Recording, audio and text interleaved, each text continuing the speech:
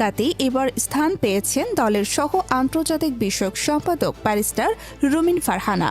প্রথম দফায় নাম না থাকায় তার মনোনয়ন নিয়ে যে প্রশ্ন ও আলোচনা তৈরি হয়েছিল, দ্বিতীয় দফার ঘোষণায় সেটিরই অবসান ঘটল।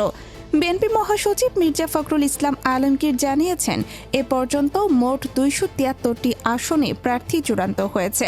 বাকি আসনগুলো সম্ভাব্য জোটের শরিকদের জন্য রাখা হতে পারে বলেও জানান তিনি। রুমিন ফারহানার মনোনয়ন ঘোষণার পর তার নিজ নির্বাচনী এলাকা ব্রাহ্মণবাড়িয়া 2-এ নতুন উচ্ছ্বাস দেখা গেছে। কয়েকদিন আগেও তিনি বলেছিলেন মনোনয়ন এখনও অন হোল্ড, তবে তিনি মাঠ ছাড়ছেন না।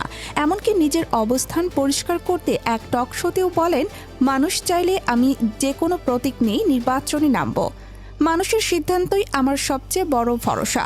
কিন্তু শেষ পর্যন্ত দল তার প্রতি আস্থা রেখেছে। বিএনপির হাইকমান্ড বলছে, স্থানীয় পর্যায়ে তার গ্রহণযোগ্যতা